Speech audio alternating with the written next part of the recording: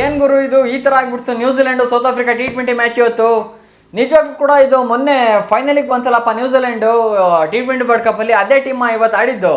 ಅಂದ್ರೆ ಡಿಫ್ರೆನ್ಸ್ ಇದೆ, ಹಾಗಂತ ಅದೇ ಟೀಮ್ ಇಲ್ಲ, ಪ್ಲೇಯರ್ಸ್ ಚೇಂಜಸ್ ಕೂಡ ಆಗಿದ್ದಾರೆ. ಆದ್ರೂ ಕೂಡ ಈ ತರ ಹೀನವಾಗಿ ಇವತ್ತಿನ ಮ್ಯಾಚ್ ಸೋಲುತ್ತೆ ಅಂತ ನಾನು ನಿಜವಾಗ್ಲೂ ಕೂಡ ಎಕ್ಸ್ಪೆಕ್ಟೇಷನ್ ಇಟ್ಕೊಂಡಿರಲಿಲ್ಲ. ಇವತ್ತು ನೋಡಿದ್ರೆ ಕೇವಲ 14 ಓವರಲ್ಲಿ ಆಲ್ ಔಟ್ ನ್ಯೂಜಿಲೆಂಡ್. ಮೈ ಗಾಡ್ ಅದು ನ್ಯೂಜಿಲೆಂಡ್ಗೂ ಯಾವುದೋ ಕಾಂಜಿ ಪಿಂಜಿ ಟೀಮ್ ಅಲ್ಲ ಗುರು, ನ್ಯೂಜಿಲೆಂಡ್.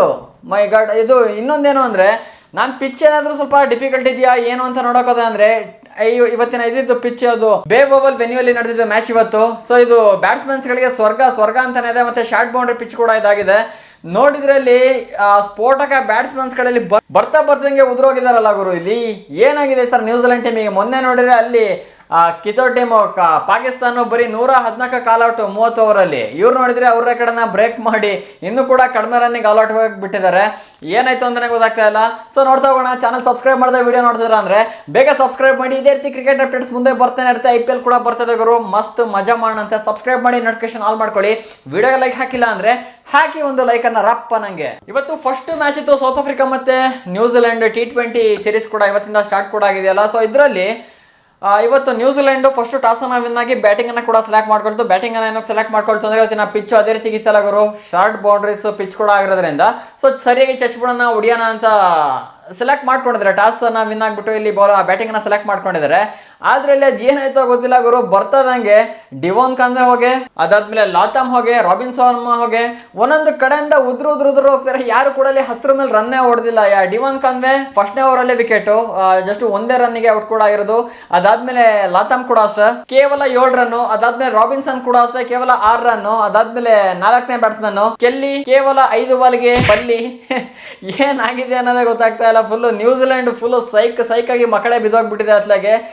ಈ ತರ ಇಷ್ಟು ಹೀನ ಕೂಡ ಆಡ್ಬೋದಾ? ಏನಾಗ್ತದೆ ಕ್ರಿಕೆಟ್ ಜಗತ್ತಲ್ಲಿ ಅನ್ನೋದು ಗೊತ್ತಾಗ್ತಿಲ್ಲ. ಮೊನ್ನೆ ಪಾಕಿಸ್ತಾನ ಫಸ್ಟ್ ಓಡಿಯಲ್ಲಿ 30 ಓವರಲ್ಲಿ ಫುಲ್ T20 ಸೀರೀಸ್ ಆಡ್ದಂಗೆ ಆಡ್ಬಿಟ್ಟು ಕೇವಲ 30 ಓವರಲ್ಲಿ ಫುಲ್ ಆಲ್ ಔಟ್ 114ಕ್ಕೆ. ಇವತ್ತು ನೋಡಿದ್ರೆ ಇವರು ಕೇವಲ 14 ಓವರಲ್ಲಿ ತನ್ನ ಫುಲ್ಲು ಪ್ಲೇಯರ್ಸ್ನ ಮಲಗಿಸ್ಬಿಟ್ಟಿದ್ದಾರೆ ಫೀಲ್ಡ್ ಅಲ್ಲಿ, ಫುಲ್ ವಿಕೆಟ್ ಅನ್ನ ಕೊಟ್ಬಿಟ್ಟು. ಏನಾಯ್ತು ಅಂತ ಗೊತ್ತಿಲ್ಲ. ಮೊನ್ನೆ ನೋಡಿದ್ರೆ ಫೈನಲ್ ತನಕ ಬಂದಿದೆ T20 ವರ್ಲ್ಡ್ ಕಪ್ ಅಲ್ಲಿ.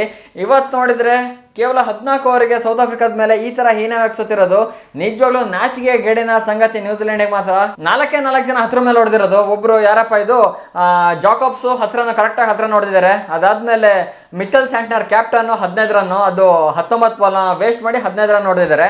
ಅದಾದ್ಮೇಲೆ ಜೇಮ್ಸ್ ನೀಶಾಮ್ 21 ಬಾಲಿಗೆ 26. ಅದಾದ್ಮೇಲೆ ಮೆಕಾಂಕೆ 11 ಬಾಲಿಗೆ 15 ರನ್ ಹೊಡೆದಿರುವಂತದ್ದು. ಇಷ್ಟೇ ಜನ ಆಡಿರೋದು ಗುರುತು. ಬಂದಿದ್ ಮೇಲ್ಗಡೆ top order batsmen, middle order batsmen ಎಲ್ಲ ಕೂಡ ಫುಲ್ ಕೊಲಾಪ್ಸ್ ಆಗೋಗ್ಬಿಟ್ಟಿದ್ದಾರೆ. ಇಲ್ಲಿ ನ್ಯೂಜಿಲೆಂಡ್ ಟೀಮಿಗೆ ಏನ್ ಮಾಡ್ಬೇಕು, ಏನಾಗ್ತಿದೆ ಗುರು ಅಂತ ಅವರೇ ಇವತ್ತು ಶಾಕ್ ಆಗಿಬಿಟ್ಟಿರ್ತಾರೆ ಅನ್ಸುತ್ತೆ. ಆ ತರ ಇವತ್ತು ಬ್ಯಾಟಿಂಗ್ ಅನ್ನ ಆಡಿರೋದು.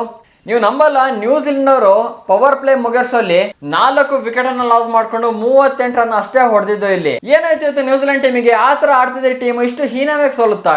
ಏನಾಗಿರ್ಬೋದು ಅನ್ನೋದೇ ಗೊತ್ತಾಗ್ತಿಲ್ಲ ಗುರು. ಆಲ್ಮೋಸ್ಟ್ ನೋಡಕ್ ಹೋದ್ವಿ ಅಂದ್ರೆ ಪ್ರತಿ ಓವರ್ ಅಲ್ಲಿ ಕೂಡ ಒಂದೊಂದಿಲ್ಲ ಅಂದ್ರೆ 7 ವಿಕೆಟ್ ಈ ಮ್ಯಾಚ್ ಅಲ್ಲಿ ಫಸ್ಟ್ ಇನ್ನಿಂಗ್ಸ್ ಅಲ್ಲಿ ಬಿದ್ಬಿಟ್ಟಿದೆ. ಇವತ್ತು ಸೌತ್ ಆಫ್ರಿಕಾ ಬೌಲರ್ಸ್ ಅದು ಯಾರು ಮುಖ ನೋಡ್ಕೊಂಡು ಎದ್ ಬಂದಿದ್ರ ಗೊತ್ತಿಲ್ಲ, ಸಾಲಿಡ್ ಆಗಿ ಪರ್ಫಾರ್ಮೆನ್ಸ್ ಅನ್ನ ಕೂಡ ಕೊಟ್ಟಿರೋದು ಗುರು. ಪ್ರತಿಯೊಬ್ರು ಕೂಡ ಮಿನಿಮಮ್ ಒಂದು ವಿಕೆಟ್ 2 ವಿಕೆಟ್ ಅಲ್ಲಿ ಬಿದ್ಬಿಟ್ಟಿದೆ. ಸ್ಟಾರ್ಟಿಂಗ್ ವಿಕೆಟ್ ಎತ್ತಿದ್ದೆ ಇವತ್ತು ಕಾರ್ಸಿ. ಡಿವಾನ್ ಕಾನ್ವೆ ವಿಕೆಟ್ ಅನ್ನ ಕೂಡ ಎತ್ತಿದ್ದು. ಎಂತ ಬ್ಯಾಟ್ಮನ್ ಕಾನ್ವೆ ಆಡಕ್ ನಿಂತ ಅಂದ್ರೆ ಮುಖ ಮೊತಿ ನೋಡೋದು ಆ ತರ ಕೊಡ್ತಾನೆ. ನೋಡಿದ್ರೆ ಬರ್ತದಂಗೆ ಡಕ್ ಔಟ್, ಅಂದ್ರೆ 1 ರನ್ ನೋಡ್ಬಿಟ್ಟು ಔಟ್. ಟೋಟಲ್ ಆಗಿ 2 ವಿಕೆಟ್ ಅಲ್ಲಿ ಬಿದ್ದಿರುವಂತದ್ದು ಕಾರ್ಸೆಗೆ. ಅದಾದ್ಮೇಲೆ ಮೊಕೆನಾಗೆ 3 ವಿಕೆಟ್ ಕೂಡ ಬಿದ್ದಿದೆ. ಒಳ್ಳೆ ಕಂಟ್ರೋಲ್ ನ ಕೂಡ ಮಾಡ್ಕೊಂಡಿದ್ದಾನೆ ಮಾತ್ರ.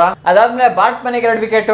ಅದಾದ್ಮೇಲೆ ಕೇಶವ್ ಮಹಾರಾಜ್ಗೆ 2 ವಿಕೆಟ್ ಕೂಡ ಬಿದ್ದಿರುವಂತದ್ದು. ಅಂದ್ರೆ ಈ ಪಿಚ್ ಅಲ್ಲಿ ಸ್ಟಾರ್ಟಿಂಗ್ ಸ್ವಿಂಗ್ ಬೌಲರ್ಸ್ ಗೆ ಅಂದ್ರೆ ಪೇಸರ್ಸ್ ಗೆ ಒಳ್ಳೆ ಹೆಲ್ಪ್ ಕೂಡ ಸಿಗುತ್ತೆ. ಹಾಗಾಗಿ ಇಲ್ಲಿ ಸ್ಟಾರ್ಟಿಂಗ್ ಪೇಸರ್ಸ್ ಒಳ್ಳೆ ವಿಕೆಟ್ ಅನ್ನು ಕೂಡ ತಗೊಂಡಿದ್ರೆ. ಅದಾದ್ಮೇಲೆ ಹೋಗ್ತಾ ಪಿಚ್ ಸ್ವಲ್ಪ ಸ್ಲೋ ಆಗೋದ್ರಿಂದ ಕೇಶವ್ ಮಹಾರಾಜ್ ಕೂಡ ಇಲ್ಲಿ 2 ವಿಕೆಟ್ ಕೂಡ ಬಿದ್ದಿರುವಂತದ್ದು. ಯಾರಿಗೆ ಇಲ್ಲಿ ವಿಕೆಟ್ ಬಿದ್ದಿಲ್ಲ ಅಂದ್ರೆ ಡ್ಲಾನ್ ಫಾರೆಸ್ಟರಿಗೆ ಮಾತ್ರ ಇಲ್ಲಿ ವಿಕೆಟ್ ಬಿದ್ದಿಲ್ಲ. ಅದ್ ಬಿಟ್ರೆ ನೆಲ್ರಿಗ್ ಕೂಡ 2 ಒಬ್ಬಂಗ್ ಮಾತ್ರ 3 ವಿಕೆಟ್ ಇಲ್ಲಿ ಪಕ್ಕ ಬಿದ್ದಿದೆ. ಅದಾದ್ಮೇಲೆ ಈ ಕಡೆ ಸೌತ್ ಆಫ್ರಿಕಾ ಕೂಡ ಅಷ್ಟೇ. ಅವ್ರಿಗೆ ಏನಾಯ್ತು ಗೊತ್ತಿಲ್ಲ, ಕೇವಲ 93 ರನ್ ಚೇಸ್ ಮಾಡಕ್ಕೆ 16.4 ಓವರ್ ನ ತಗೊಂಡಿದ್ದಾರೆ ಗುರು. ಟಾಮ್ ಡಿ ಜರ್ಸಿ ಕೇವಲ 2 ರನ್ನಿಗೆ ಔಟ್ ಕೂಡ ಆಗಿರುವಂತದ್ದು.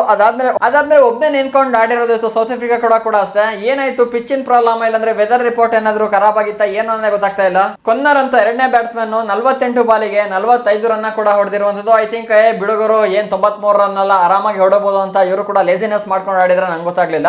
ಬಟ್ ಆದ್ರೂ ಕೂಡ ಇವರು ಕೂಡ ಸೆಕೆಂಡ್ ಇನ್ನಿಂಗ್ಸ್ ಅಲ್ಲಿ ತುಂಬಾ ಸ್ಟ್ರಗಲ್ ಕೂಡ ಮಾಡಿದ್ದಾರೆ. ಅದಾದ್ಮೇಲೆ ಹರ್ಮನ್ ಇಲ್ಲಿ 7 ರನ್ ಕಾಂಟ್ರಿಬ್ಯೂಷನ್ ಮಾಡಿದ್ರೆ ಅವನು ಕೂಡ ಔಟ್. ಅದಾದ್ಮೇಲೆ ಜೇಸನ್ ಸ್ಮಿತ್ ಮತ್ತೆ ಫಾರೆಸ್ಟರ್ ನಿಂತ್ಕೊಂಡು 16-10 ರನ್ನ ಕಾಂಟ್ರಿಬ್ಯೂಷನ್ ಕೂಡ ಮಾಡಿ ಇಲ್ಲಿ ಟೋಟಲ್ 93 ರನ್ನ ಕಲೆ ಹಾಕಿ ಆ ಟೀಮನ್ನು ವಿನ್ ಕೂಡ ಮಾಡಿಸಿದ್ದಾರೆ.